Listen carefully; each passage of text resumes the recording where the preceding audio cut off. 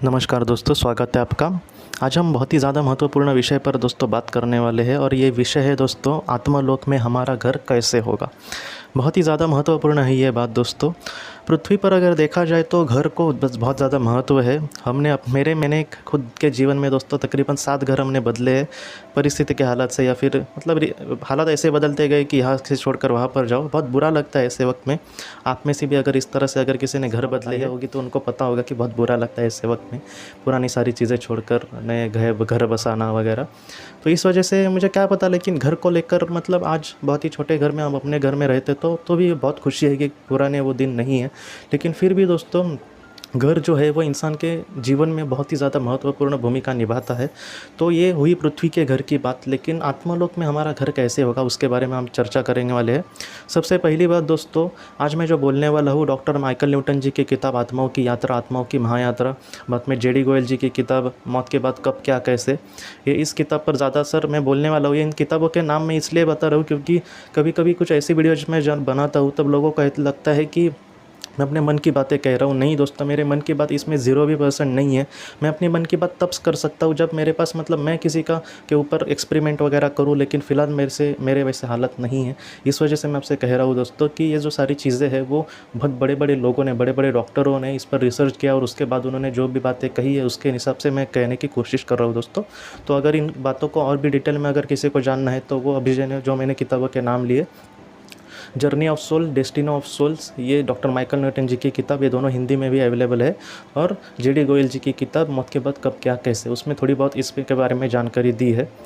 और भी कुछ किताबें हैं उसके बारे में, उसमें भी जानकारी दी है, लेकिन ज़्यादातर तो आज मैं जो बातें आपको बताऊंगा वो इससे रिलेटेड होगी, इस किताबों से, उसमें से मैंने ली थी। आत्मलोक में जो हमारा घर होता है दोस्तों, जैसे पृथ्वी पर हमारे घर को बहुत ही ज़्यादा महत्व होता है, वैसे ही आत्मलोक के घर को भी दोस्तों बहुत ज़्यादा महत्व होता है। आत्मालोक में भी हमारे इस घर का जो काम होता है, जैसे एक सारी चीज़ों से बचाव के लिए, या फिर हमारे घर में शांति से रहने के लिए, या फिर हमें अपना काम करने के लिए निद्रा या फिर आराम, ये भी हमें बहुत ही ज़्यादा महत्वपूर्ण होता है। उसके लिए हमें हमारा घर चाहिए दोस्तों। उसी तरह से आत्मालोक में इन सारी चीज़ों की हमेशा ही ज़रूरत पड़ेगी ऐसा नहीं है, लेकिन वहाँ पर भी आत्माओं के घर होते हैं। वहाँ पर आत्माओं के घर कैसे होते हैं, बहुत लोगों को ये भी लगता होगा कि आत्मालोक में तो बहुत ही कम जगह पे बहुत सारी आत्माएं रहती है, तो उनका बहुत ही अच्छा घर भी कैसे मिल सकता है, ऐसे बहुत सारे लोगों को लगता है, लेकिन ऐसा ज़रा भी नहीं है दोस्तों।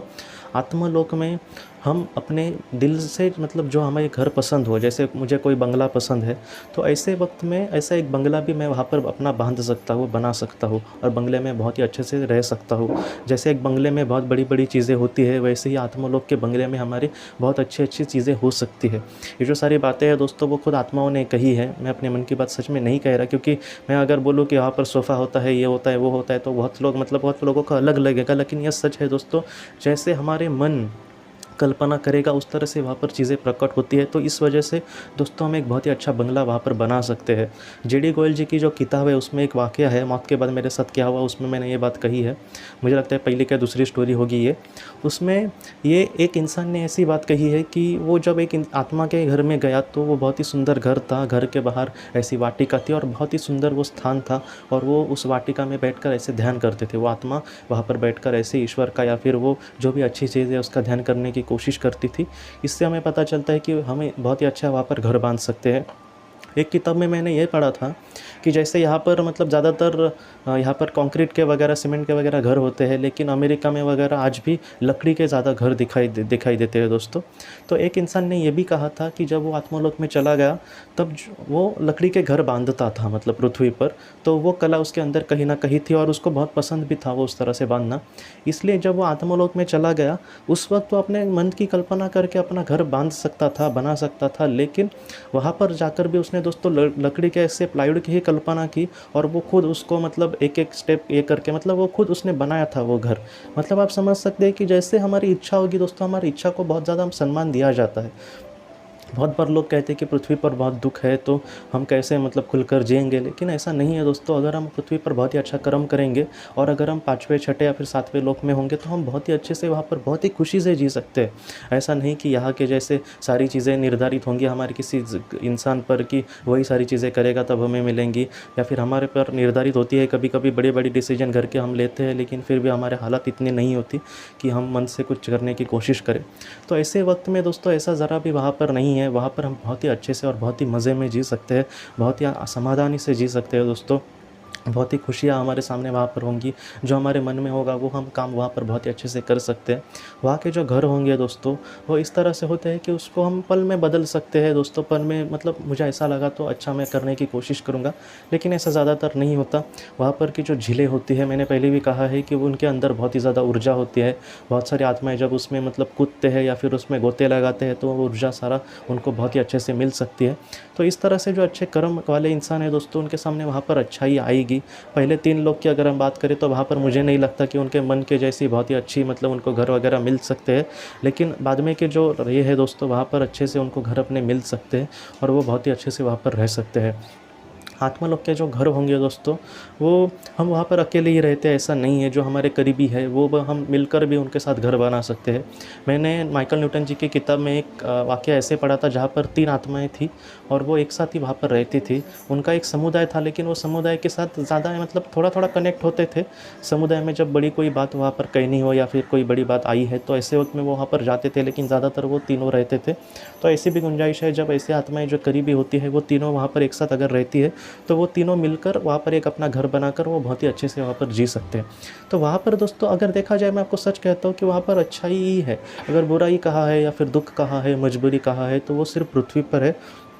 पृथ्वी पर इसलिए हमारी ज़िम्मेदारी इतनी है दोस्तों कि मुझे पता है कि पृथ्वी का जीवन बहुत दुखी है। मैं जो बातें कह रहा हूँ, लोग कहेंगे कि मतलब यहाँ पर मतलब मैं बहुत ही बुरी अवस्था में हूँ और ये सारी चीज़ें क्या है, मुझे सुनकर भी मतलब बहुत अजीब लग रहा है, लेकिन ये सच है दोस्तों।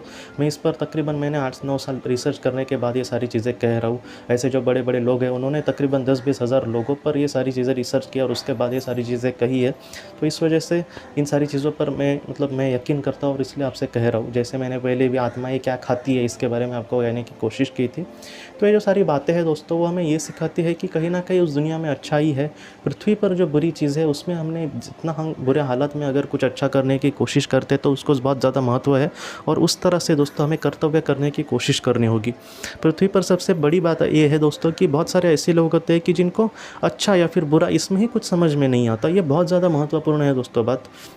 अच्छाई और बुराई में हमें फ़र्क करना आना चाहिए। अगर हमें फ़र्क नहीं करना आएगा, तो हम कुछ भी ठीक से दुनिया में नहीं कर पाएँगे। इसलिए दोस्तों सबसे ज़्यादा महत्वपूर्ण बात है कि हम बहुत ही अच्छा कर्म करें। एक अच्छा कर्म करने वाला इंसान उस लोक में बहुत ही ऊँचे लोक में ही जाएगा, उसको कोई नीचे नहीं लाएगा।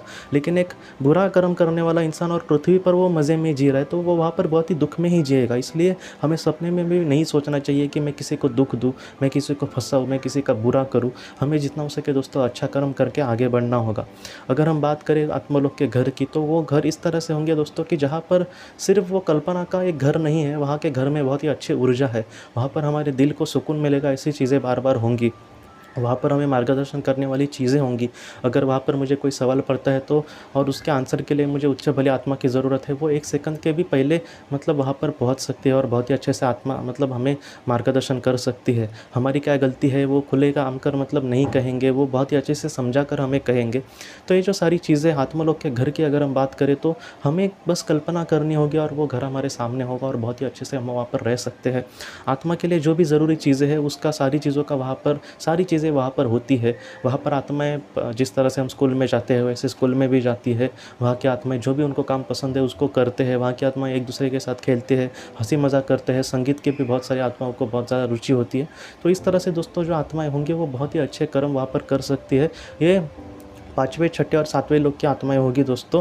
चौथे लोक की आत्माएँ, उनको किस तरह से घर होगा, उनको जो लगता है, जितना मैंने पढ़ा है, तो मुझे लगता है कि दोस्तों उनको भी इस तरह से ही घर मिलेगा, लेकिन उनमें बहुत सारी बुरी भी बातें उनके मन में होती है। इस वजह से थोड़ा-सा वो अच्छाई और बुराई के सामने थोड़ा-सा वो बुराई के सामने भी थोड़ा-सा उनका पैर फिसल सकता है, लेकिन फिर भी दोस्तों जीवन में अच्छा करने के आत्मलोक में ज़्यादातर कोई इसके एक दूसरे के साथ बुरा नहीं करता।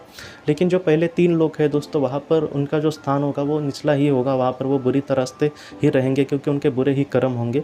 अगर हम बात करें 5वें, 6ठे और 7वें लोक की, 7वें लोक में तो बहुत ही बड़ी-बड़ी ऐसे मतलब वहाँ पर एक घर की हम कल्पना भी नहीं कर सकते, इतने सुंदर हो सकते हैं।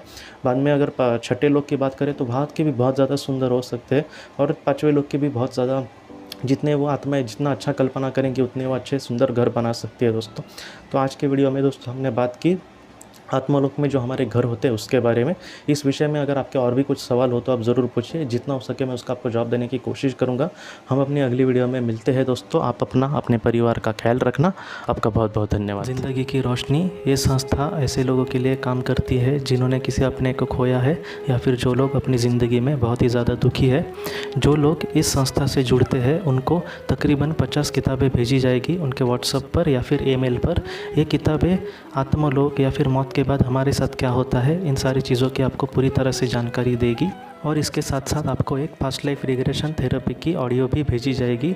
इस ऑडियो की मदद से आप घर बैठे अपनी पास्ट लाइफ रिग्रेशन करने की कोशिश कर सकते हो।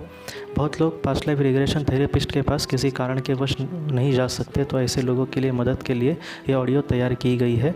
तो आप ज़रूर इस संस्था से जुड़े। इस संस्था से जुड़ने के लिए सामने जो व्हाट्सएप का नंबर दिया है आप कृपया उस पर संपर्क करें। आपका बहुत बहुत शुक्रिया।